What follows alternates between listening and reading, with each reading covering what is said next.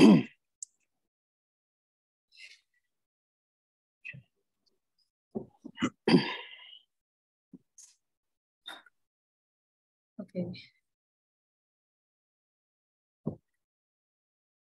Hello, everyone. Welcome to the second session of How I Treat Solid Tumors online short courses.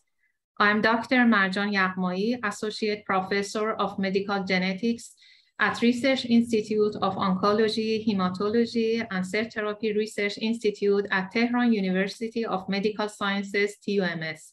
And I am the head of the leading house of Iran and North America Academic Partnership at TUMS.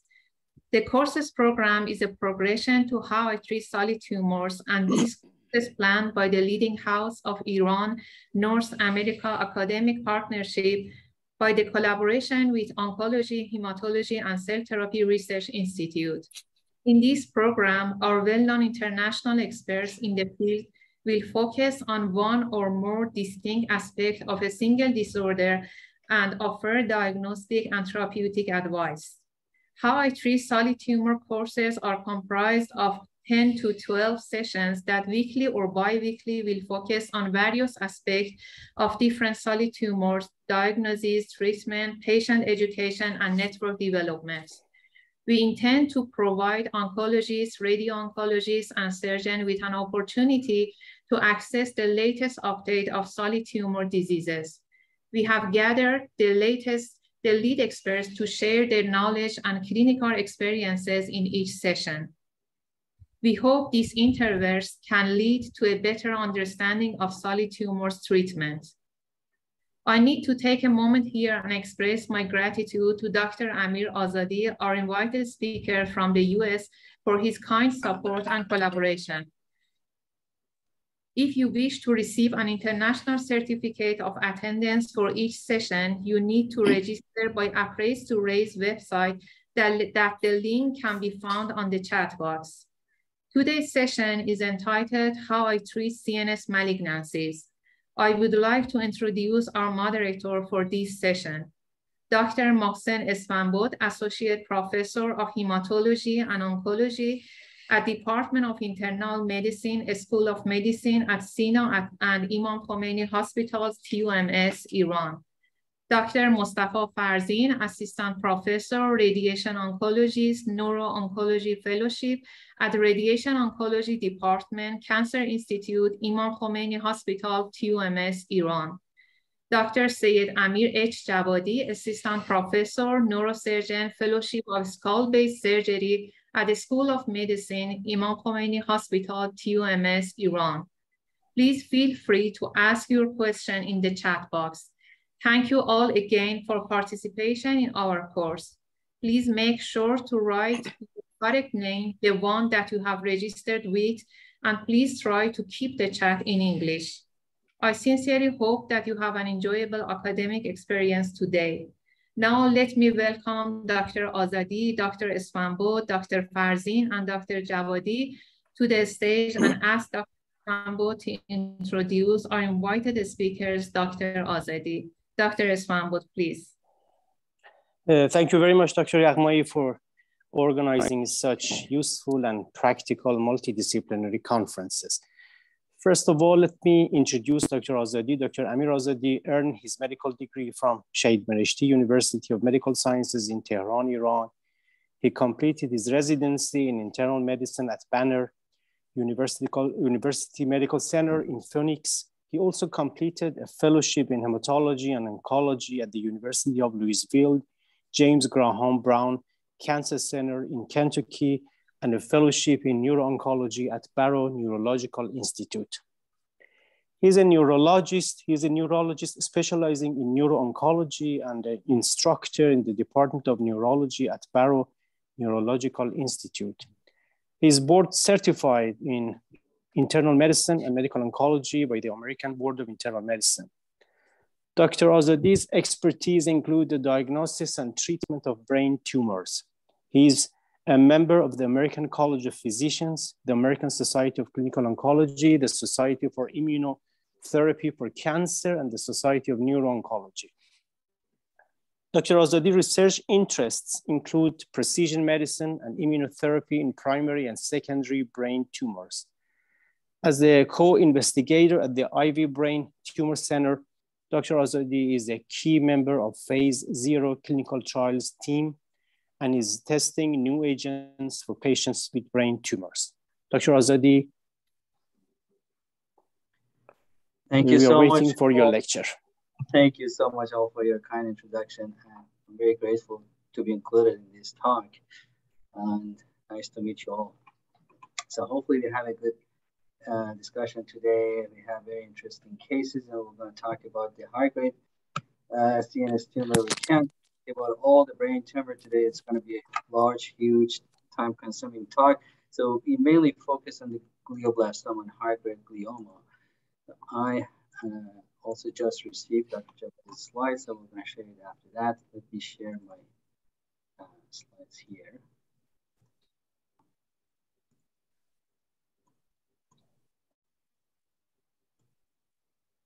Okay.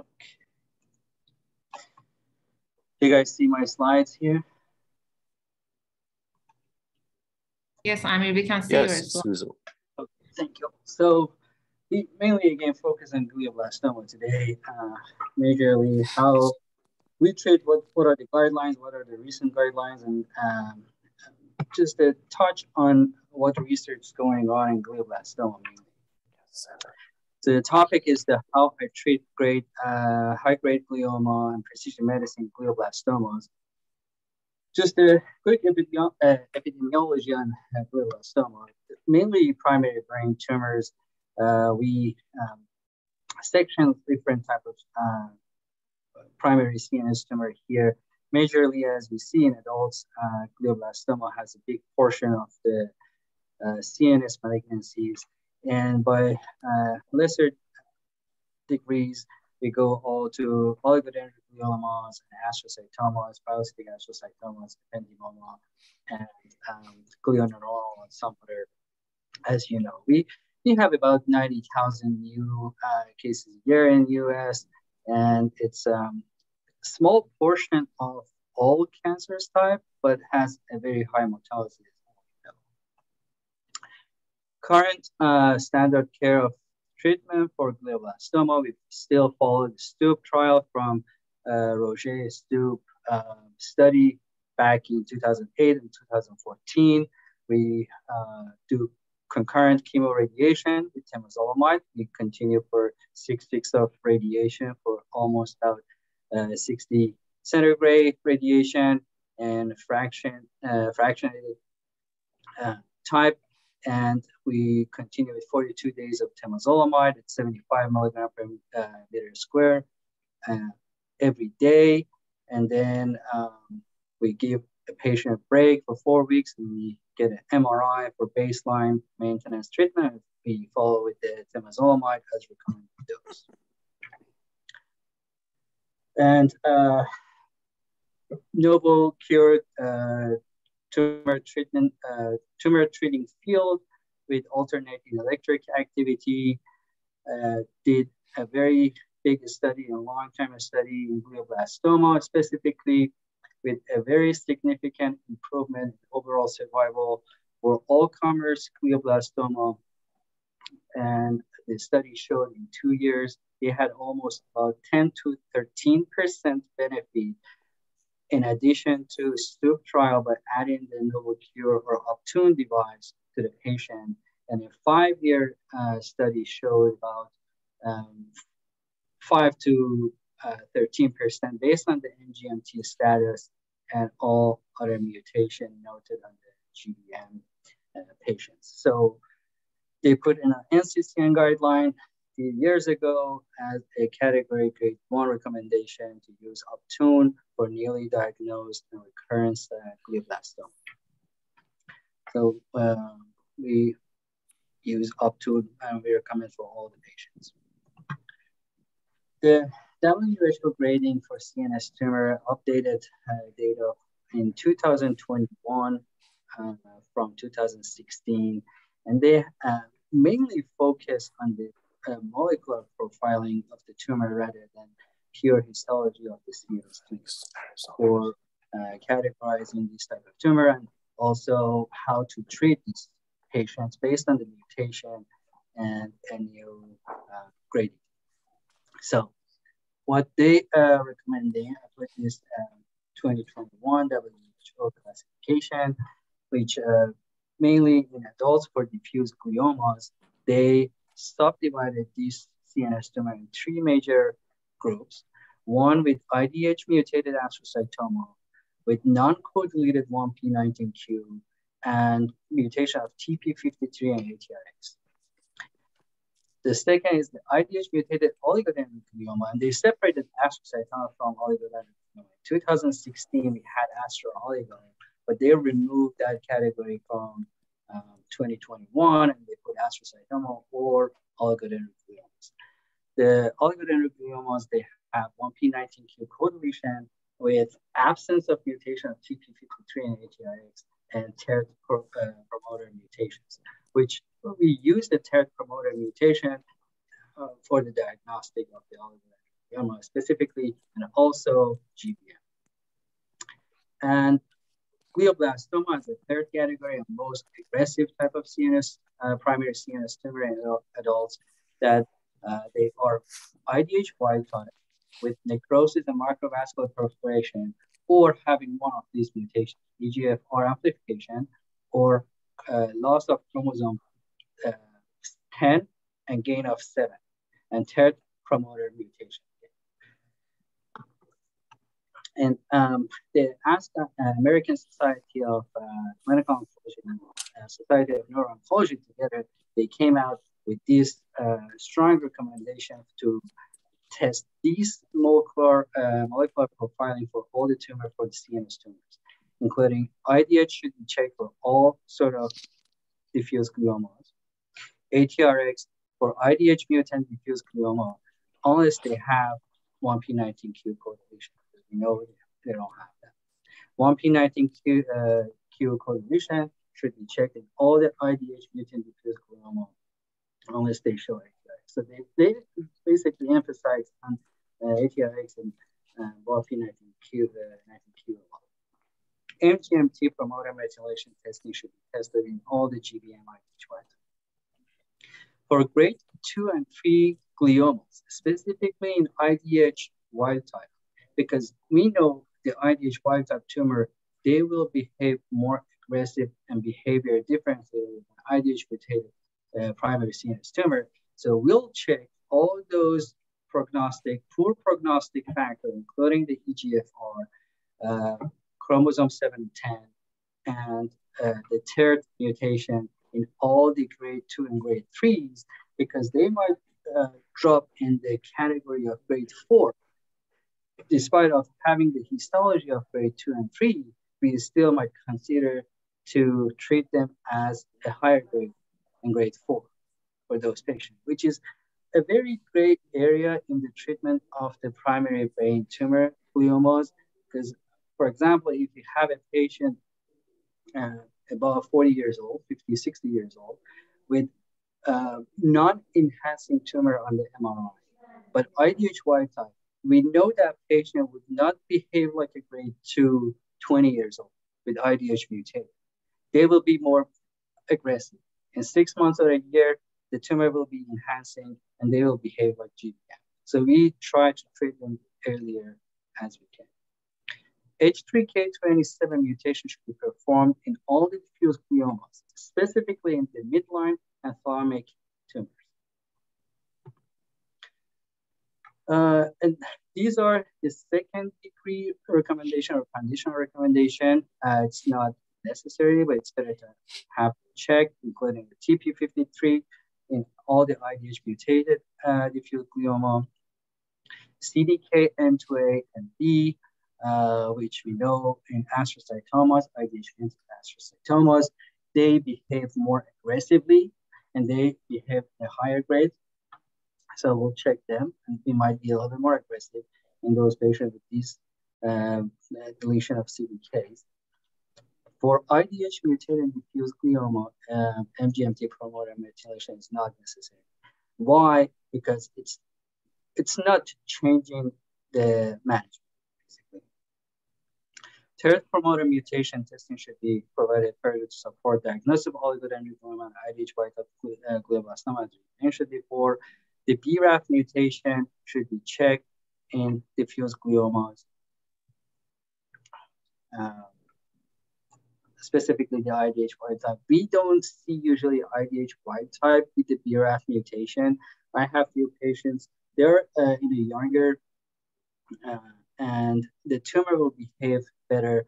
I have those patients on the Regorafenib, Zelbraf, the melanoma treatment, and they do really good. I have patients for 4 years or 5 years with GBM, BRAF V600 mutation, very stable, even on a single BRAF treatment.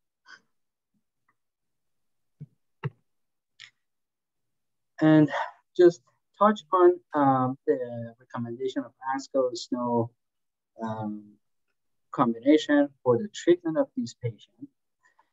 Used to, we might say to a patient, 20 years old, with grade 2 astrocytomas, IDH mutated, or oligodendroglioma, with minimal neurologic deficit or symptoms, that we might do the resection as much as we can, and then we'll watch the tumor, and if they recur or progress, then go and treat.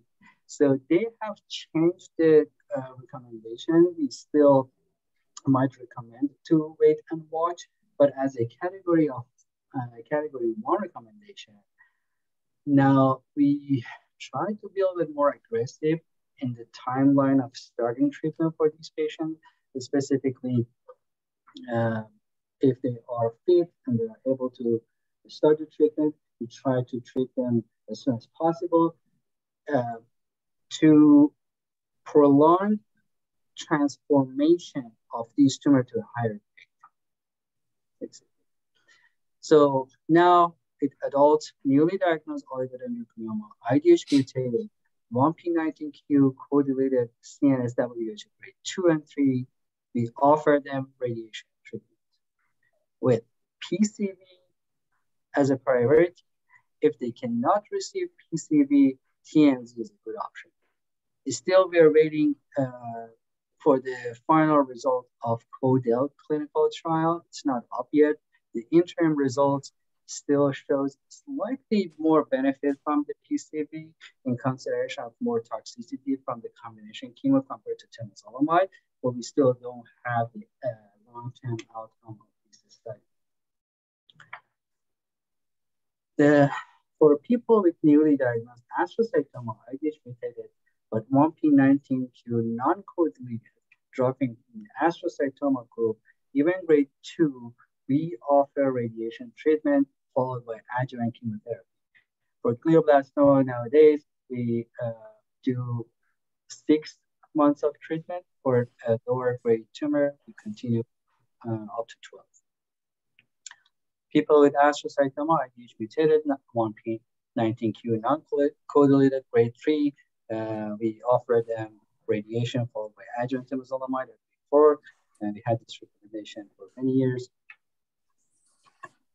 The astrocytoma, IDH mutated, CNS grade 4, used to call them GBM. Now we don't call any tumor with IDH mutated GBM. We call them astrocytomas because they behave completely different rather than glioblastoma IDH wild type, but still we offer them treatment. The treatment should be dropped in a category of GBM, but for some patients with lower KPS, we might consider astrocytoma type treatment, which is adjuvant radiation followed by temozolomide, not concurrent treatment.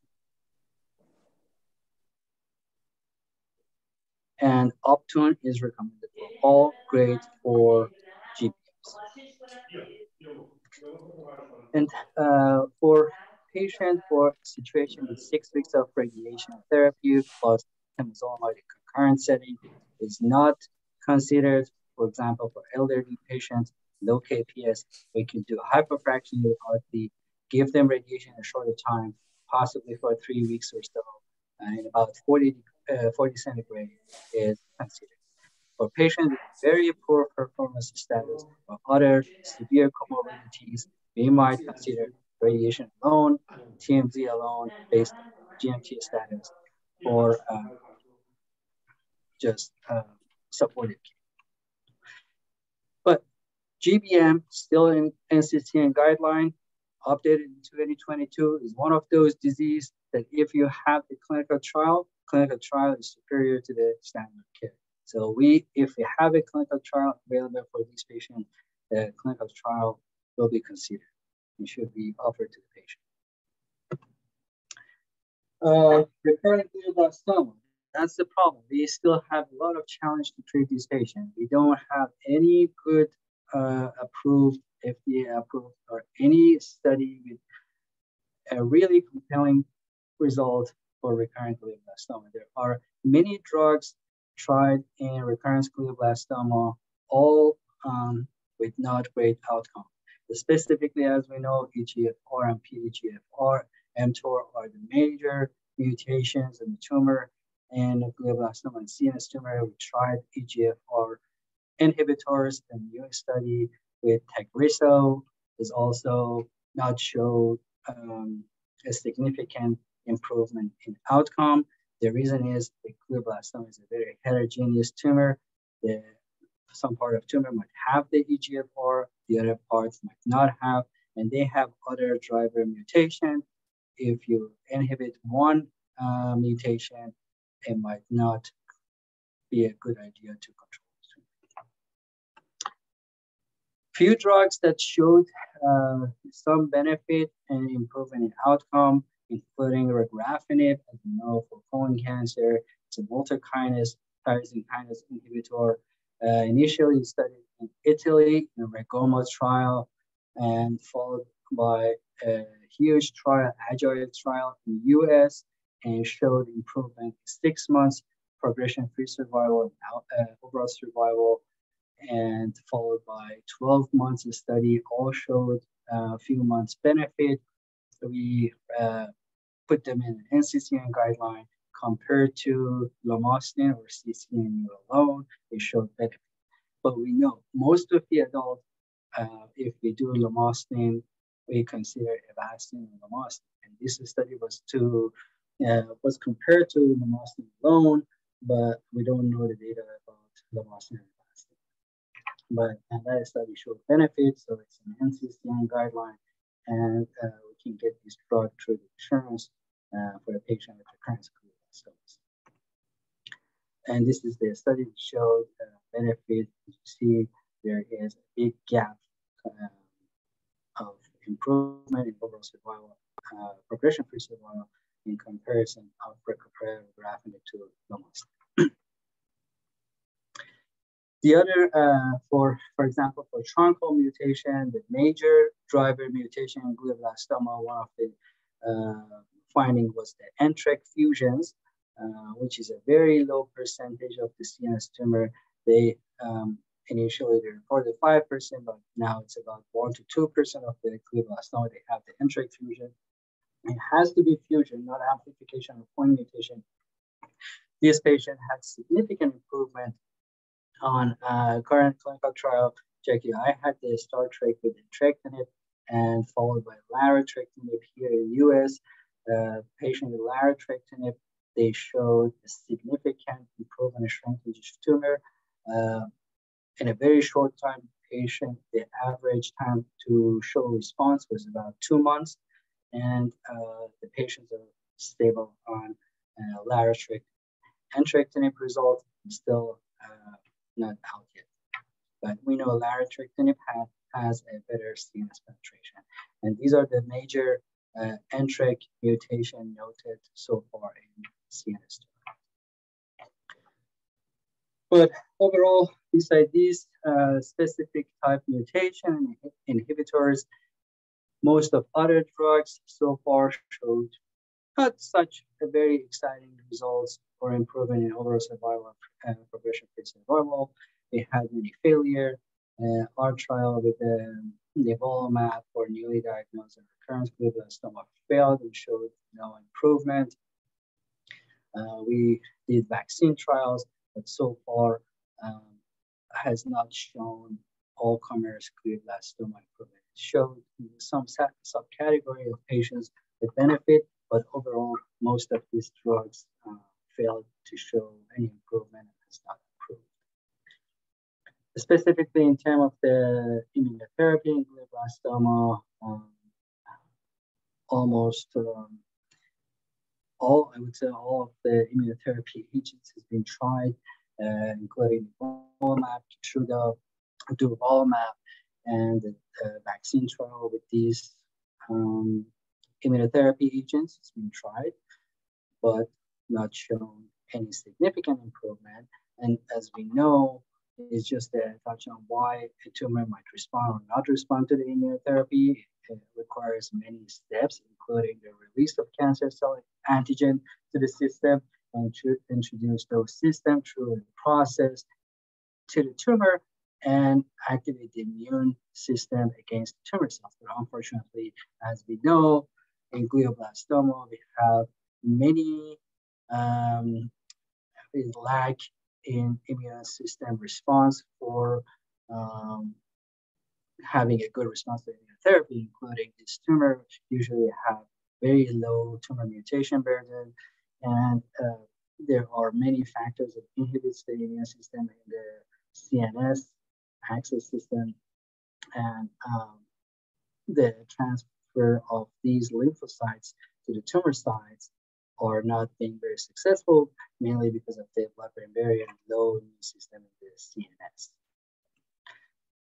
In IV brain tumor cancer center at Barrow Neurological Institute, with the leading of Dr. Sinai, we had multiple agents in phase 0-2 clinical trial. How does it work? Briefly, we, based on the mutation of the tumor cells, for example, if the patient has the CDK mutation, we use their ribociclib and the breast cancer drug, and we give the patient the drug for 5 days. We do the surgery, we remove the mass, we measure the PK/PD of the drug, and also we look at the pathology to see how much treatment response we had in tumor tissue. If it was significant, then we follow with the phase 2 with continuation of drug and recommended dose. We had a lot of success in meningioma, but unfortunately in glioblastoma specifically, unless they have a very good truncal mutation like FGFR, we did not see a very durable response on any specific agents. There's a lot of other clinical trials going on in glioblastoma, including vaccines, viruses, CAR T cells. It's all pending. We are so excited to see if we see any good response from any of these ongoing trials. So thank you all for listening.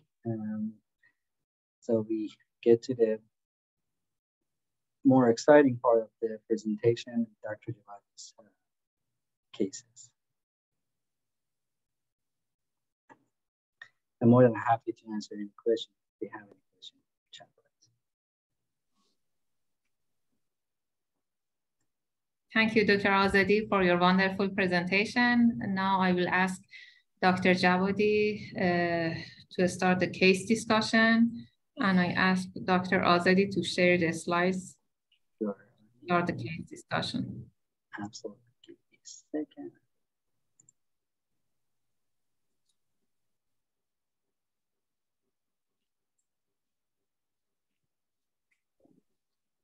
Okay. Can you see the slides?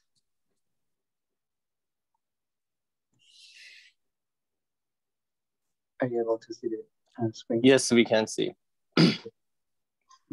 Dr. Azadi, please put it on a slideshow for the full screen. Okay. Thank you. Dr. Javadi, please, we are all ears. Dr. Javadi, thank you. I really appreciate this collaboration and Dr. Azadi for the interesting talk. And also appreciate Dr. Yaghmai for providing such a great collaboration. I'm a neurosurgeon with fellowship of skull base and neuro-oncology. So for this session, I actually selected 4 patients, 4 cases, which would be more challenging. Can you hear me clearly, or is there a problem? Thank you. Okay. That's great. So can we go to the first case, please? Sorry. The first case is a case of thalamic glioma who was presenting with the cognitive problems and no major obvious neurological deficits such as motor deficits. As you can see the images, the contrast enhanced MRI, FLAIR and T2 images. So these are the images of patients. The first question is that what's the plan for such a patient? Should we operate it? Operation is challenging for thalamic glioma. We have several routes, for example, transventricular, transcallosal, but many times we have severe complications in these patients, including, for example, venous infarcts or the syndrome called wounded glioma or the worsening of symptoms. Do you think is it necessary, and the current concept that maximal resection or maximal extent of resection would result in better outcome? Is it also, yes, Dr. Azadi, what do you think? Should we access the achieve maximal resection in these patients, or what is your plan and your concept in your center? Yeah, that's a very interesting case. Yeah, the surgery would be a real challenge in these cases of thalamic tumors. We would still consider if we can't. So first of all, we need tissue for a diagnosis and mutation profile. So I would definitely consider the biopsy for diagnosis. If we are able to debulk as much as we can, as you mentioned, maximal safe resection to not cause any major neurologic deficit still would be considered. And the reason is we know these are all infiltrative tumors. So if you debulk them, that would make the radiation and further treatment much easier and not causing a lot of swelling. So if we are able to remove as much as we can, we would consider to follow. This is one of the cases that actually, I mean, as we know, Avastin upfront is not approved for glioblastoma, and the AVO-Glio trial showed failure of Avastin in upfront setting. But in this type of tumor, we considered to use Avastin during the first phase of treatment with concurrent temozolomide and radiation, 1 or 2 doses to decrease the mass effect and swelling caused by the tumor, and also treatment to reduce the symptoms, and then follow. For these tumors specifically, as also recommendation says, we always check the H3K27 mutation. As we know, in adults, it's about 60% of these patients, they might have this mutation. The ongoing trial for ONC201 and ONC206, and also ONC208 for recurrence, H3K27 positive mutation has shown a significant improvement in outcome. We have about 7 patients currently in that trial, which 5 of them, I would say, are very stable, very well tolerated drug with a very, very good result. So we always consider to check the H3K27 for this patient. If they are able to go on trial and they have the eligibility of trial participation, we consider that. Thank you so much. Of course, we have always challenges with Dr. Farzin, my colleague in Tehran University. Maybe we should also ask Dr. Farzin. Yes, please, Dr. Farzin, please. Can you hear me, Dr. Javadi? Yes. Okay. Hi to all, and thank you very much. And thanks especially to Dr. Azadi for his nice presentation. Generally, when we face glioma, of course, a high-grade glioma, the first step of treatment would be a surgical resection. And we like and we are willing that neurosurgeons do the maximal safe resection, because it has a very important effect on the results of the treatment. But if the tumor is located in an eloquent location like this case, we do not expect the surgeons that be able to resect much part of the tumor. But as Dr. Azadi mentioned, we need a tissue to know more about the histology of the tumor and of course about the molecular situation of the tumor. So in this patient, after a biopsy, the first and the main treatment would be radiation treatment that will be done. About the techniques, if there is any question, we will talk about the techniques more. But concurrently with the radiation treatment, of course, we should use temozolomide as a radiosensitizer that can be effective in the treatment of the patient. Of course, about using the bevacizumab in the first line of the treatment, I personally decide based on the situation of the patient about the edema of the tumor and also the symptoms and signs of the patient. And if I think that radiotherapy will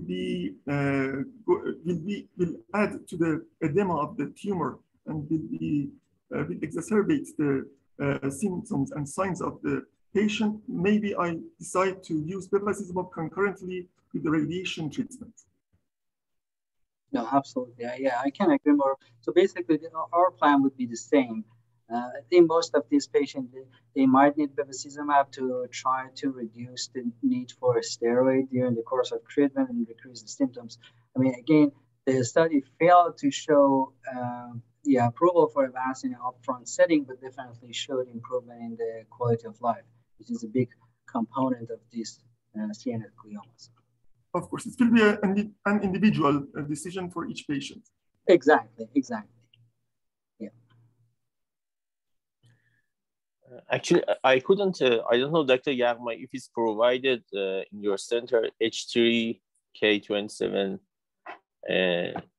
can we check this mutation in Iran, for example, for midline lesions or lesions involving corpus callosum, for example, butterfly glioma? Yes, Dr. Javadi, we check also this mutation on all the panel for glioma. Because Dr. Faraz, I mentioned, we all check in Iran. Yeah. Because I think it's not provided in Tehran University, I think. I don't Imam think, Hospital. Not at academic, but at private, we check these mutations. That's private. Okay. Yes. That's very good news. Thank you. There is that the drug might be available in Iran. It's avapritinib, approved for GIST tumor. That avapritinib now currently is in trial for the H3K27 in pediatric, showing some improvement. So that would be a consideration if we may hopefully soon enough we'll get the results from the Phoenix Chamberlain Hospital research trial. That might be another option.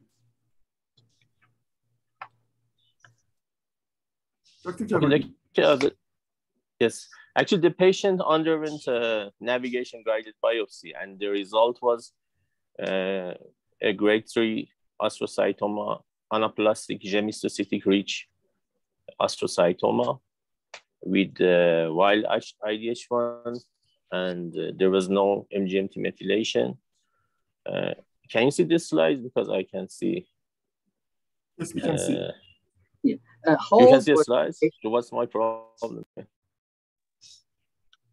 How old was the patient, Dr. Javadi? And of course, the images doesn't belong to the same patient. It belongs to our paper about brainstem glioma. I just wanted to either see, for example, the pathology and the Ki67 and GFAP and IDH1 mutation together to see what does it mean. Sorry, Dr. Azadi, I didn't hear you. No, sorry, please repeat? I was asking, how old was the patient? The patient was, I have it written here. It was, the patient was 54-year-old. Yes. So, yeah, I mean, with all this mutation profiling, I mean, still drops in a category of the GBM, so glioblastoma. So until we get the mutation, we should possibly, I mean, treat them like a glioblastoma. Yes, and it was a rapid. Yes. Can you hear me? Yes. I just wanted to add that regarding the histology grade 3, I completely agree with Dr. Azadi that we should treat the patient like a patient of glioblastoma or GBM. But regarding the molecular items, as you mentioned in academic centers, we unfortunately we don't have enough ability to check these markers. But I suggest Dr. Yaghmoui and the other colleagues in pathology center, in academic centers, that the base of our need for decision making for treatment of patients is IDH1 and IDH2, and also MGMT. And also co-deletion, 1 to 19q co-deletion. If we have these items, maybe we are able enough to make a good decision about each patient, to make a decision for the best treatment of each patient. Yes, actually, we refer them to private centers, but sometimes it would be too expensive for our patients. Yes, because the insurances do not cover the molecular items, and the expense of these items are very high for the patients. What's the turnaround of the test results for this mutation, just as a curiosity? How long it takes to get the results back for the MGMT or IDH? It's around 1 week, Dr. Azadi. So pretty fast. And for the FISH result for 1P and 19Q is around 3 or 4 days. Oh, okay. So pretty quick. That's perfect. But for the tumor profiling, it takes time. It is around 6 weeks or something like that. 6 or 7 weeks, it takes time. Yeah. But that's great. Okay, these patients had a rapid progressive course. And he wasn't treated in our center, in another city. But there was a question, of course, that's my question.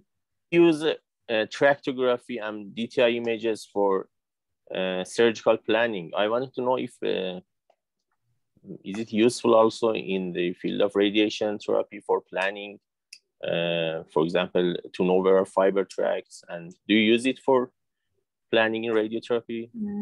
Yet we do not use tractography for contouring the tumor.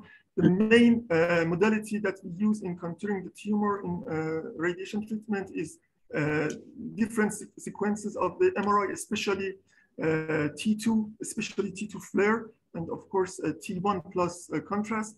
And sometimes if we are doubtful about some points in the contouring, we may use the MRS of the patient too. And in new studies, especially about the recurrent cases, we are recommended to use PET scan too. But yet, as about your question, yet we do not use tractography for contouring routinely in our practice. Yeah, exactly. I mean, okay, thank you.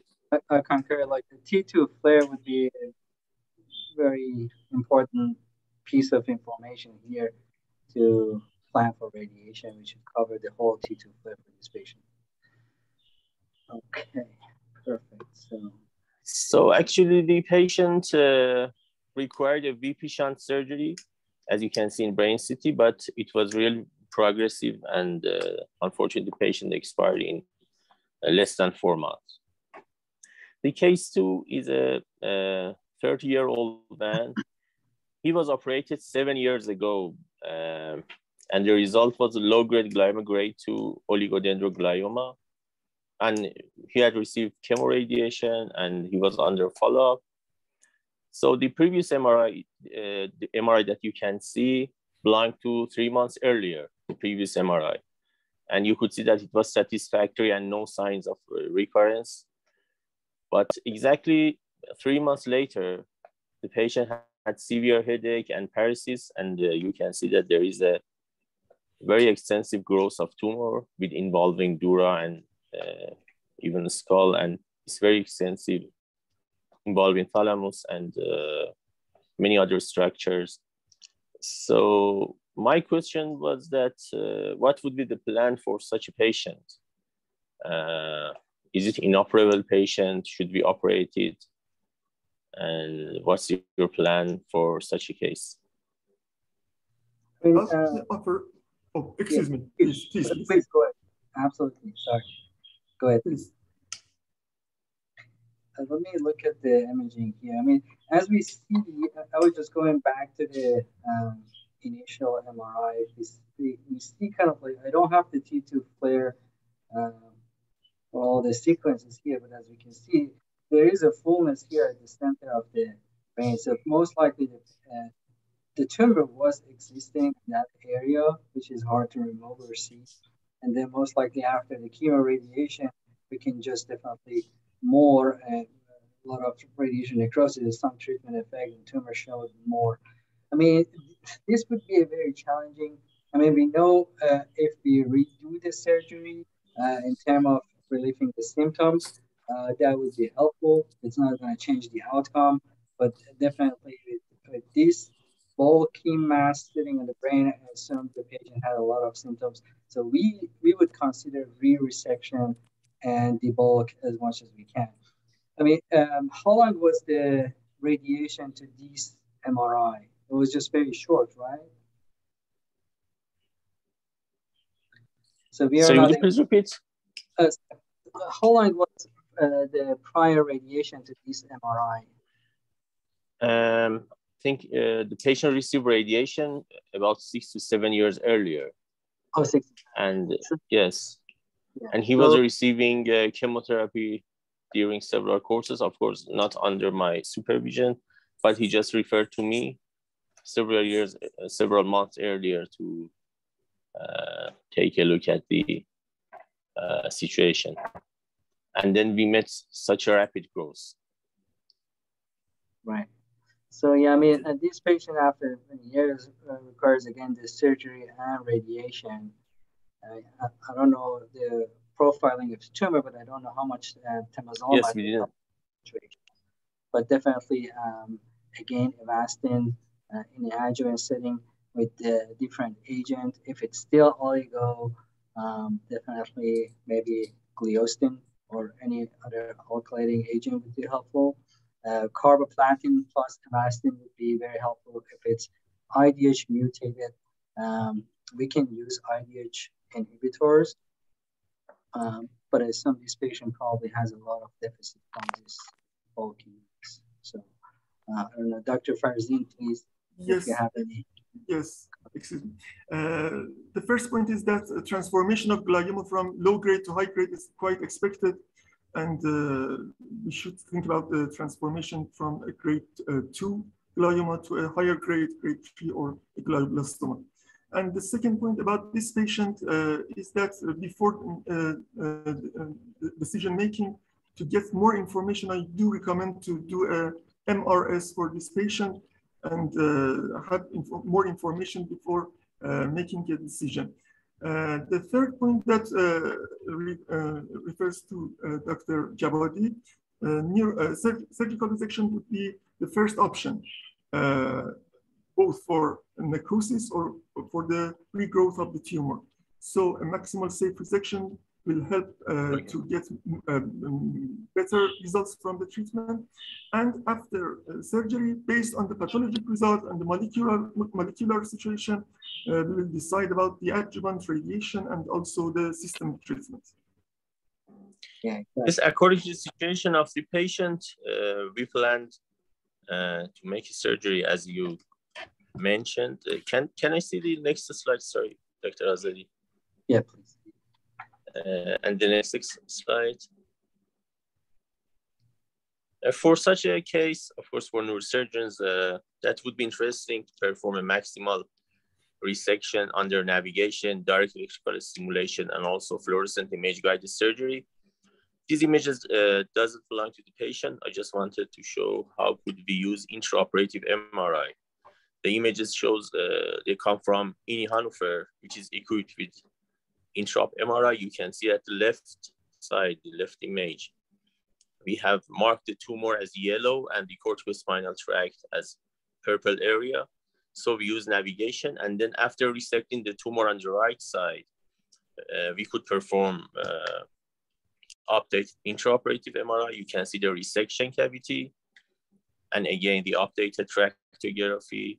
And also we can use direct electrical stimulation at the middle of the screen. You can see we are performing direct electrical stimulation to become sure that there is there any fibers of corticospinal tract? Is there any motor evoked potential or no?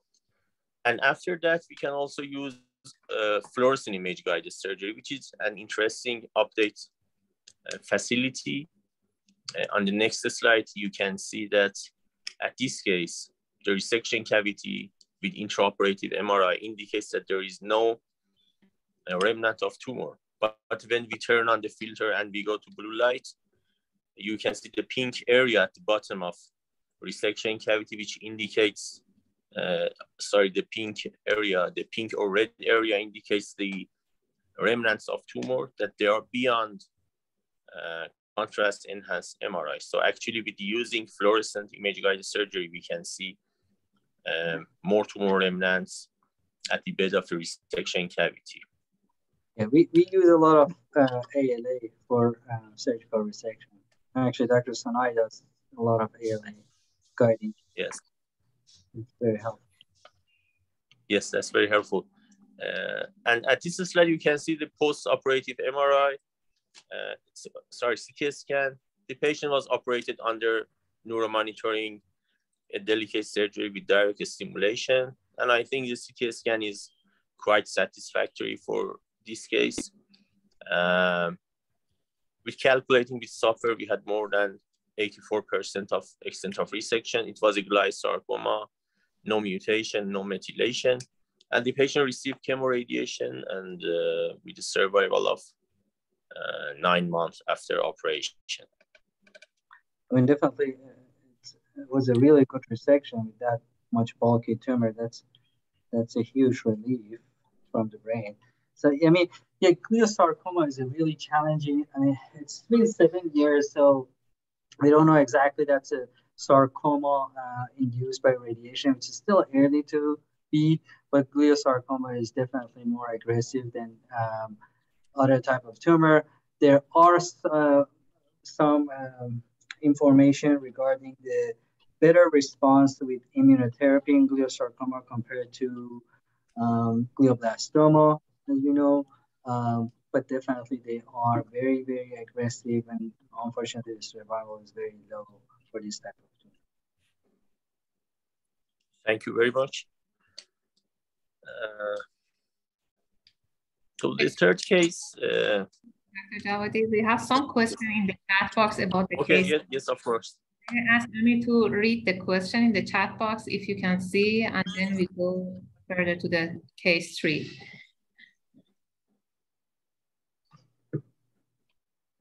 Can you see the question in the chat box, Dr. Azadi, or I can read the question? Sorry, I can't see because I'm using... Okay, Dr. Rashidi, Sadiq may ask you to give the microphone to Dr. Rashidi. He can ask his question.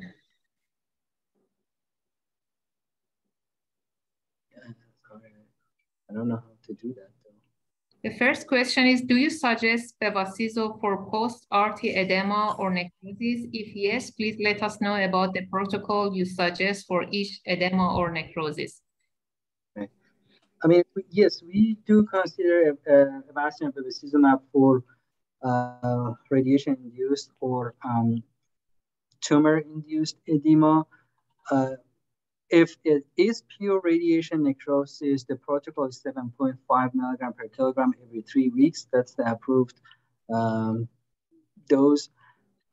For this type of tumor, we know because there is some tumor in that area, it's not all pure necrosis or tumor. So we use the 10 mg per kilogram every 2 weeks to have a rapid response. The challenge is after the surgery, you have to wait about 3 to 4 weeks to give the patient bevacizumab for the healing purpose. and avoid bleeding. But yes, we use a lot of Avastin.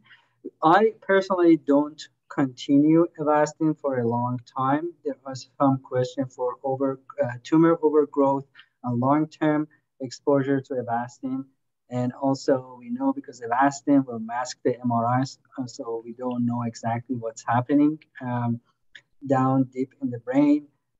It will mask the MRI. Sometimes we see a very rapid growth after the long term. So I usually use the Avastin in palliative setting if you're going to do long term, or just a very short course of bevacizumab treatment to reduce the edema or mass effect. Dr. Rashidi, your microphone is on and you can ask your further question.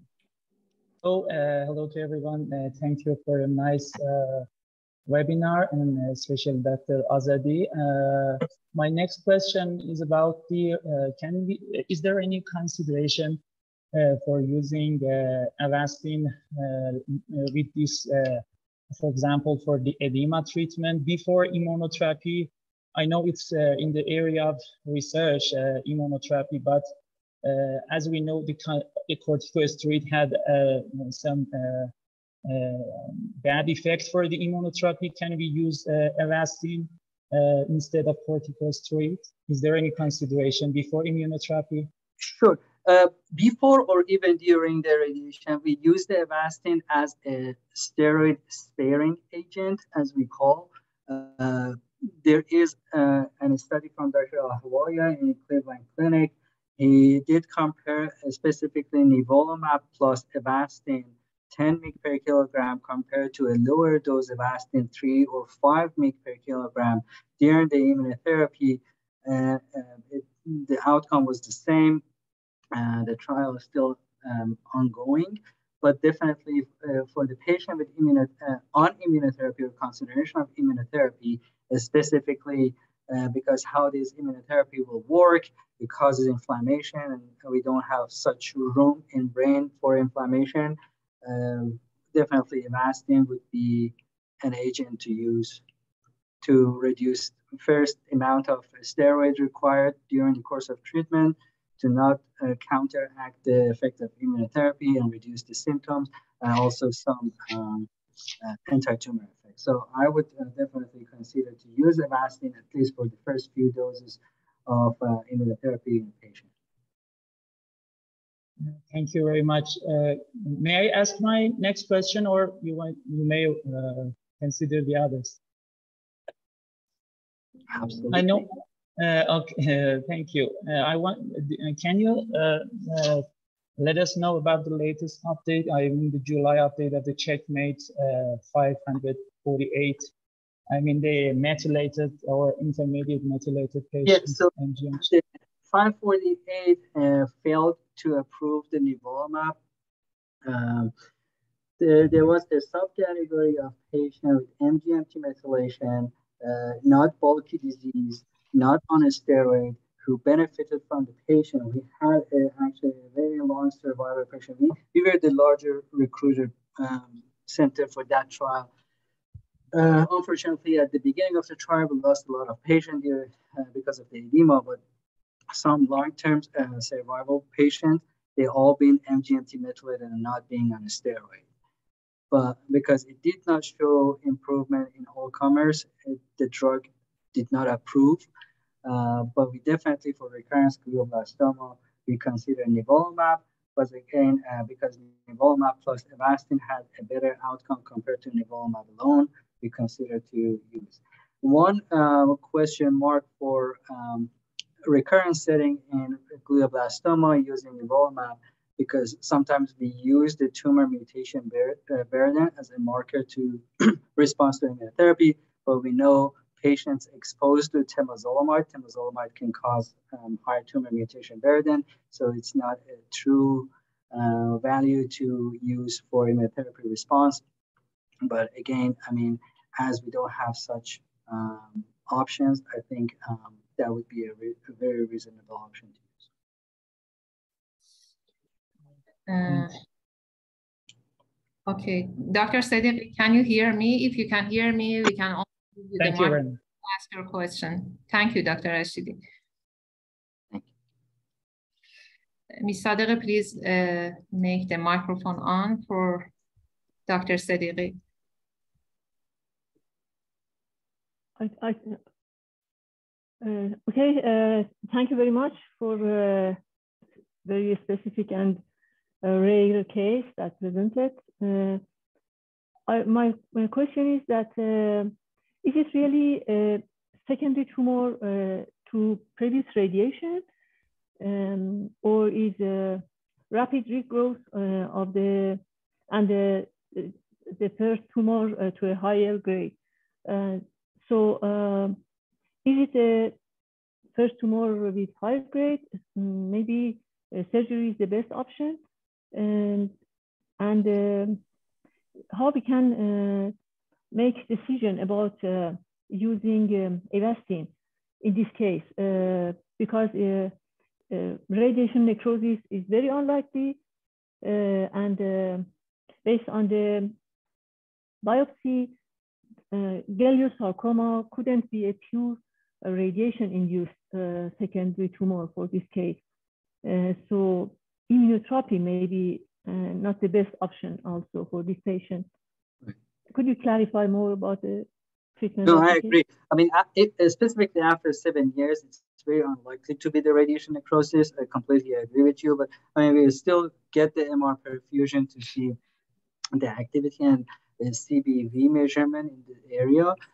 But I can agree more that this is most likely a tumor rather than radiation necrosis.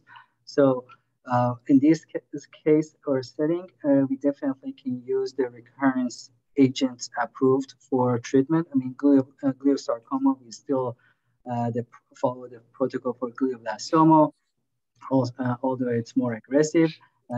But in this case, I would really consider debulking as much as we can, as Dr. Javadi performed, and followed by adjuvant. I don't know if we are able to place the gamma tile to start the radiation as soon as possible in the resection cavity or not in Iran, but that's a consideration. But I will continue with Avastin plus another agent, alkylating agent for this case in adjuvant setting to reduce the basically short-term edema post-op and further growth of tumor, because based on the MRI, it sounds like it's a very aggressive tumor and it's a very aggressive adjuvant treatment as soon as possible. But again, the problem is the interval between the surgery and safety of use of Avastin, which requires almost 3-4 weeks.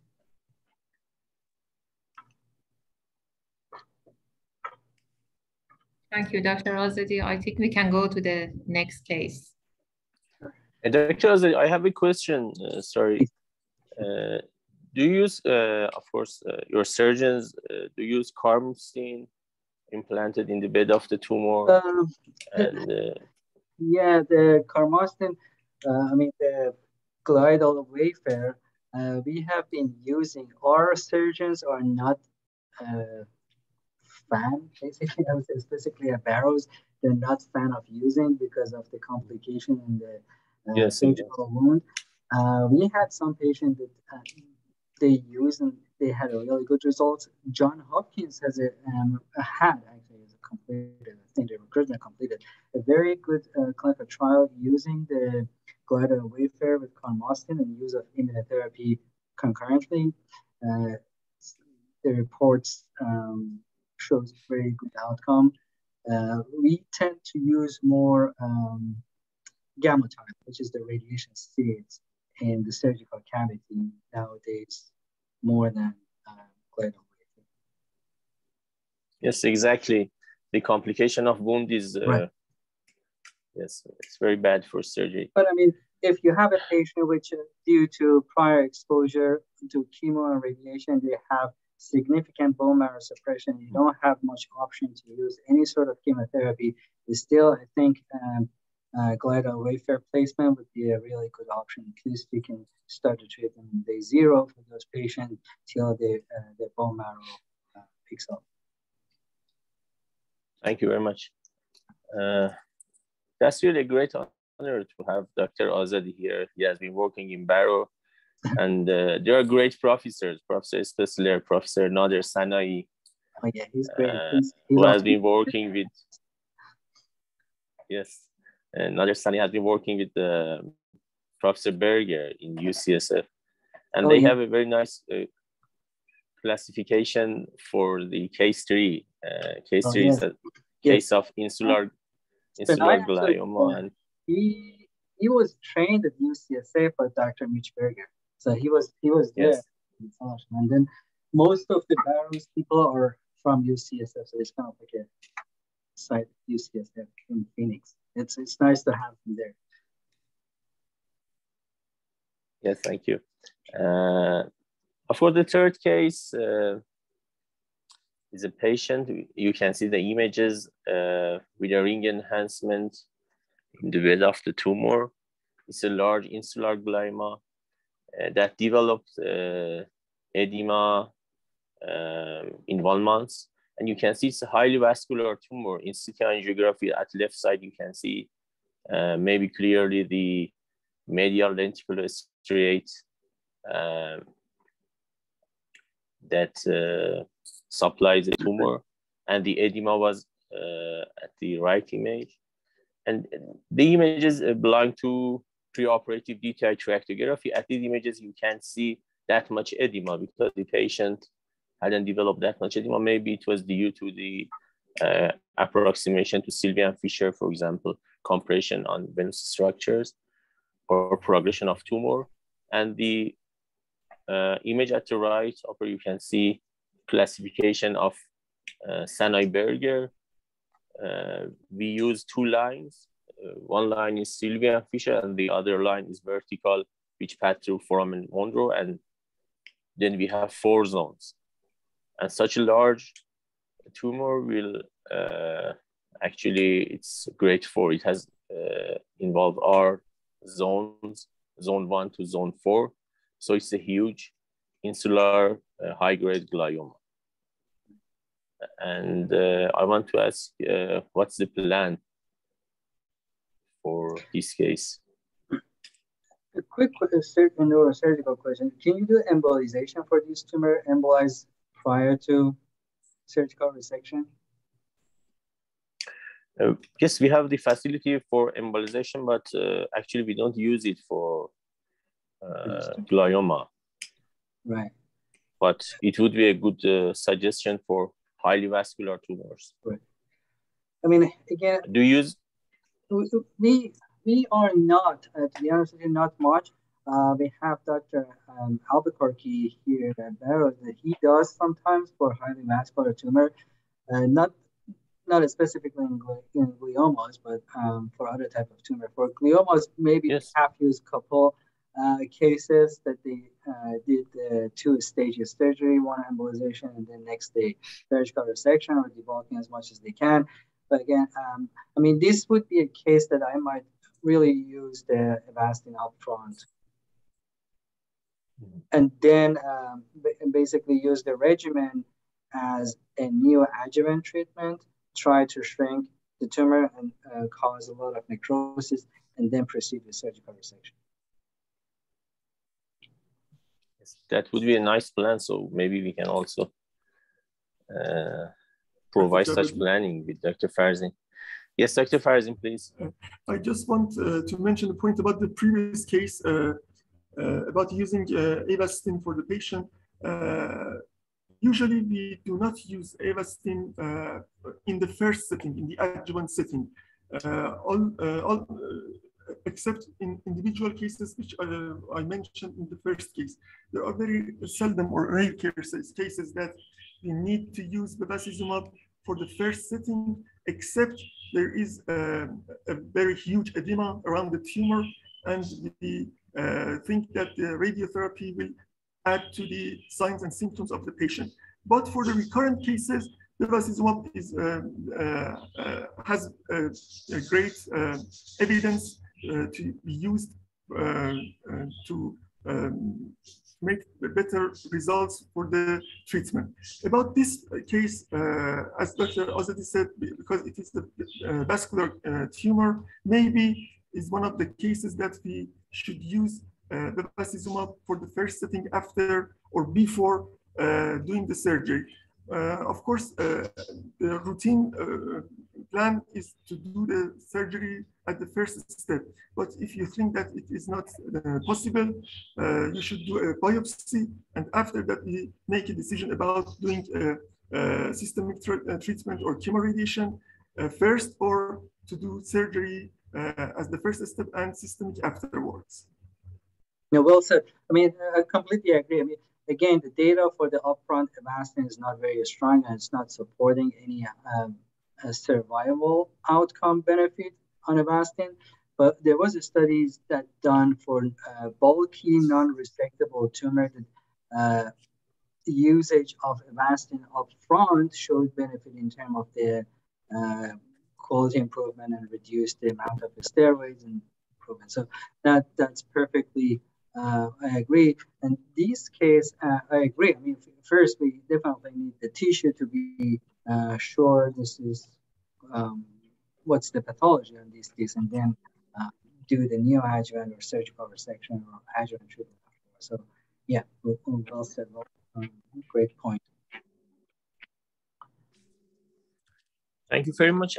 Actually, we tried surgical resection first, and this tumor had a vascular invasion. It was multi-compartment. There were multi-compartments, and there were different consistencies inside the tumor. It was really challenging, and we had some amounts of brain edema at post-op period that was controlled. But this is always a problem and a challenge in neurosurgery to have vascular invasion by tumors, especially high-grade glioma, because hemostasis would be difficult. And it was a high-grade glioma, microscopically anaplastic oligo, and no co-deletion was detected at complementary studies. Right, so basically dropping to the WHO grade 4 glioblastoma, we follow the protocol. Perfect.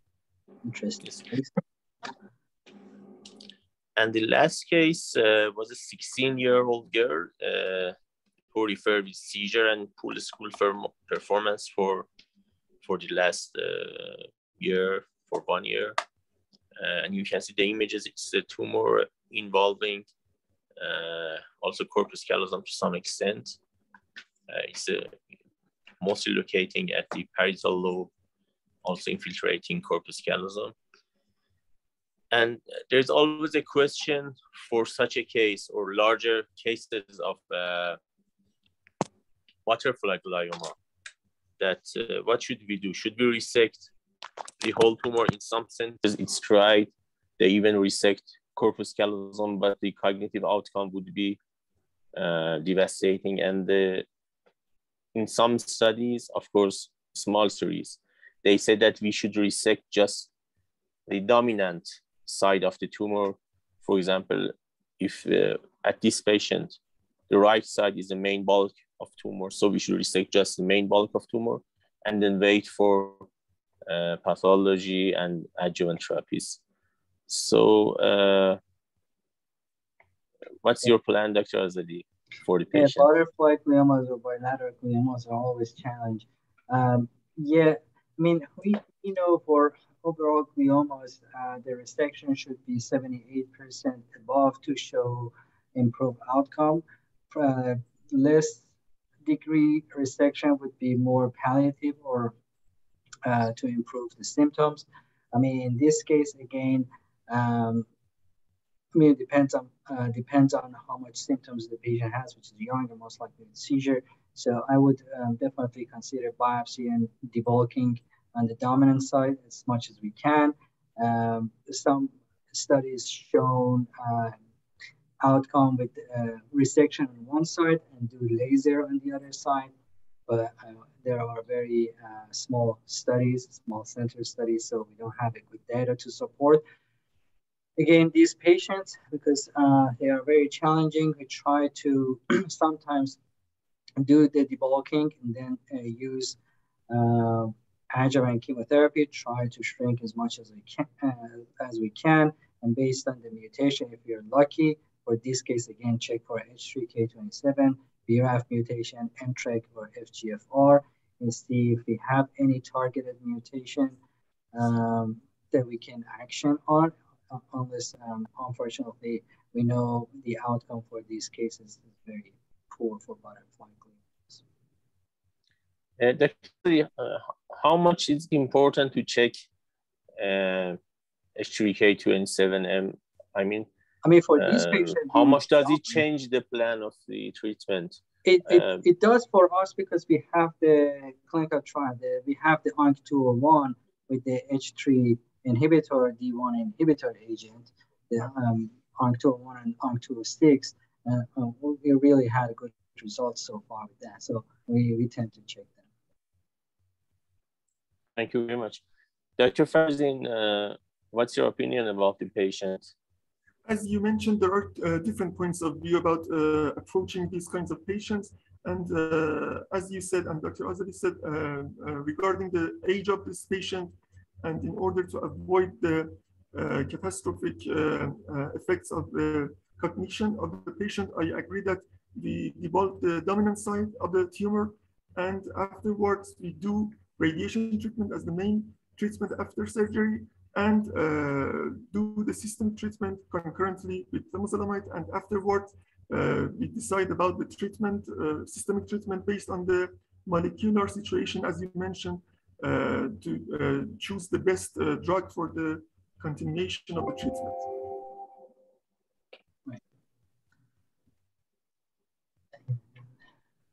Yeah, thank you very much. So actually, we operated the patient, and the pathology was anaplastic oligodendroglioma, IDH1 mutant. And the patient received radiation and chemotherapy. Now she has 2 years of tumor-free survival, and no more recurrences still observed. I mean, again, the benefit of biopsy, I mean, we know oligodendroglioma, they are very chemo-responsive. So in the adjuvant setting, we have good options for oligo, including the PCV regimen, temozolomide, carboplatin, Avastin, or adding ivosidenib, the IDH inhibitor, the IDH1 inhibitor. So far, there's been a study on 79 patients with IDH mutated, including 19 patients with oligodendroglioma. We looked at the IDH inhibitor was very helpful in terms of at least controlling the seizure and increase the duration of response. So it's a very interesting case. So I'm glad that you did the resection and we got the pathology. Thank you, Dr. Azadi. Actually, I didn't expect the patient to be oligo with this kind of images. Right. And there's, of course, maybe a problem. Or, for example, in Europe, I was in Germany, there was a central pathology lab in, I think, in Bonn, that they checked all of the pathologies, and many times I'd seen that the responses were changed according to more experienced pathologists, or, for example, more molecular check or genetic checks. I think this is also provided in US, yes, NIH. You have central pathology labs, or yes. Exactly. I mean, even here we have like for example, in Phoenix or NIH or Mayo Clinic. So we have Mayo Clinic here, we have MD Anderson here, and Caris, which we usually use the next-gen sequencing in our central lab at Barrows. Sometimes when we send the tissue for different opinion in the hard cases, we get different results. So it's a very challenging diagnosis feature. So mostly what we use, we try to standardize our pathology. So we use our central, and then to confirmation, we use Caris or Foundation One, or sometimes Mayo Clinic panel, which they use. For the RNA-based sequences, we usually use the NIH as our source. for rare fusion type.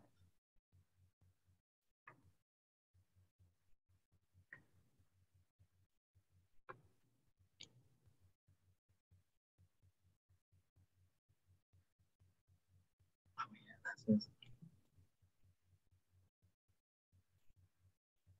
And on the next slide, I see that, all these challenges for all these points is very important. And may I add a point, Dr. Azadi? Absolutely, please. Yes, I just wanted to mention a point that what we do not know about the gliomas are much more than what we know. There are very vague points that we do not know exactly about them. I just wanted to mention the results of post hoc results of the Cathnon study. If you remember, recently yes. a post hoc study was published in which it was mentioned that the patients who show the features of glioblastoma in the Cathnon study did not benefit from adding temozolomide concurrently and adjuvant to the treatment. And it was interesting for me that the patients who were non-co-deleted anaplastic gliomas with features of glioblastoma did not benefit from temozolomide. And it was proposed that prospective studies should be run and get more results about what exactly is beneficial for these patients. No, exactly. That result, when the interim result for Cathnon came out, that was a huge discussion between the practitioners what they should do, because specifically, as you mentioned, temozolomide did not show much benefit, specifically in MT unmethylated IDH wild type and some of the IDH mutated patients. So we kind of like don't know exactly what to do for those patients. There's still a lot of patients. We still use the STOOP protocol as the most strongest evidence to treat the patients. But if we have any other option even in the upfront setting with the MGMT unmethylated IDH wild type glioblastoma, for example, if we do the concurrent temozolomide and radiation for the next phase of treatment, we try to enroll them in a clinical trial or use any other available agent, because again, there is a big question mark for benefit from long-term temozolomide for those patients. Specifically, we know temozolomide can increase the tumor mutation burden in those cells, and then multiple other mutations you'll add to the patient's case and makes it more aggressive. But yeah, there is a huge debate between all the practitioners to, the majorly now we know in Miami Cancer Center, Minishmeta and Alhavolia, nowadays they try to avoid using temozolomide for those cases.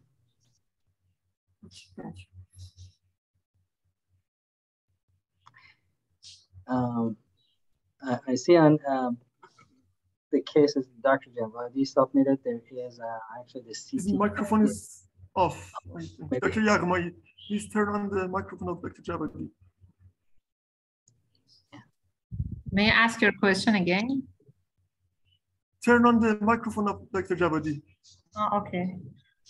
Yes, thank you. Oh, okay, it's work now. Thank you. I was put out of the meeting. I don't know what's the problem. Okay, it's works now. Yes, actually, Dr. Azadi discussed most of the challenges that we met, for example. But one of the challenges is very interesting, the seeding ventricle with the tumors. We still don't know, because that's a very interesting point.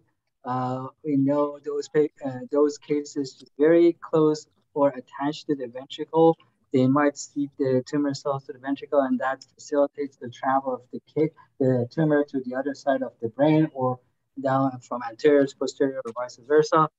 We have used intrathecal chemotherapy for some of those patients with a very good short time response, but unfortunately, again, they will progress. So the data for the intrathecal or intra-CSF chemotherapy for those patients is very, very, very low. But we have some cases that we use. Of course, for these kinds of patients, I prefer to do a whole axis MRI to see if there is any seeding in the spinal cord. And maybe in some cases, we decide to do craniospinal radiation first, and afterwards we decide about the systemic treatment.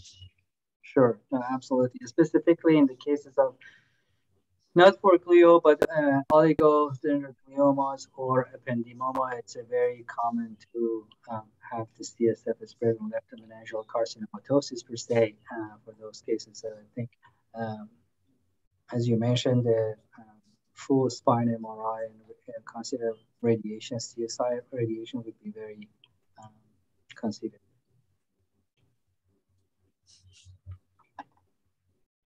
Very interesting cases.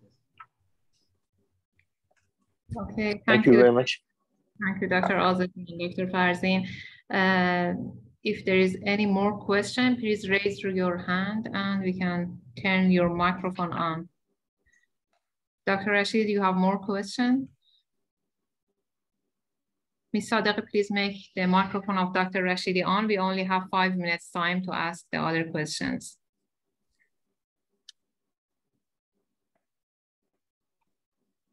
Thank you, Dr. Yakmi. Thank you for your professors. I have a basic question. In the classification, it mentioned if the patient has a necrosis, we should consider in the higher grade. It's about the pathological, it's a histopathologic feature, or maybe in the imaging we should consider it. For example, if in the biopsy there is no evidence of necrosis, but the necrosis grossly is evident in the imaging, we should consider this as an indicator for higher grade, or it should be in the histopathology finding. Sure. I mean, the microvascular proliferation and necrosis would be two features that puts the tumor radiographically on a higher grade. If we know, I mean, if we get the MRI and it has an enhancing component, or we can see some necrosis in the MRI, we know those tumors would be on a higher grade, grade 3 and grade 4 specifically, but those two markers are not enough to diagnose the grade 4, but definitely they will consider to higher grade. If there is a patient that the resection is not possible and you can perform the biopsy, going after those enhancing lesions would be preferred because that's most likely the higher grade component of the tumor. Thank you very much. Thank you, Dr. Azadi. It's a very interesting point. Sometimes we may mistaken pilocytic astrocytoma. I had patients with great pilocytic astrocytoma. Right. For example, the patient has it for 14 years. I had a lady with 14 years seizure, and she had a pilocytic astrocytoma.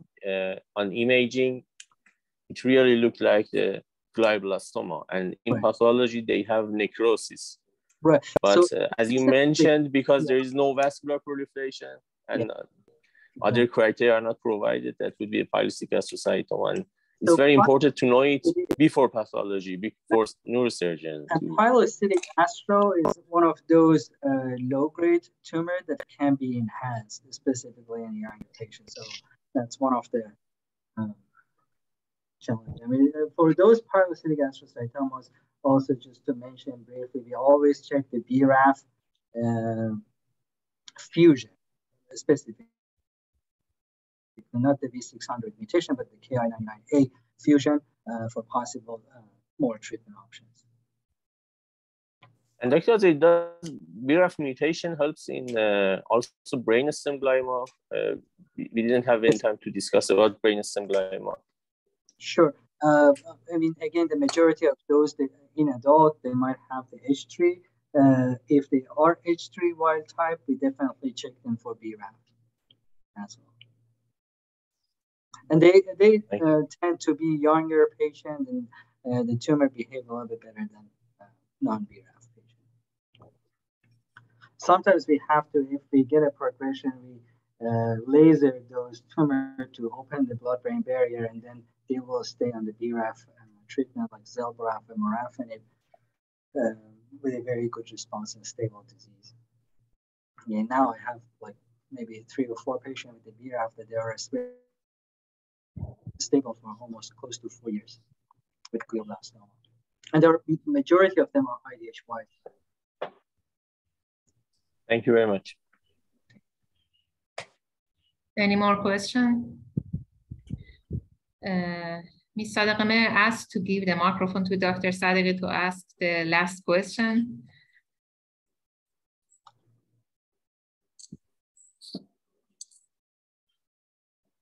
Hello again.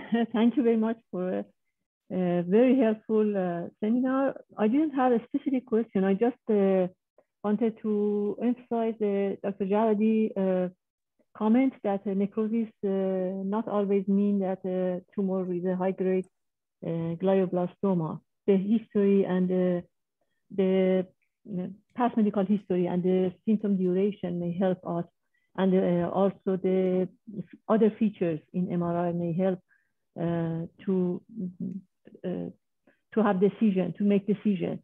Is it related to a very high-grade glioblastoma, or it could be a astrocytoma?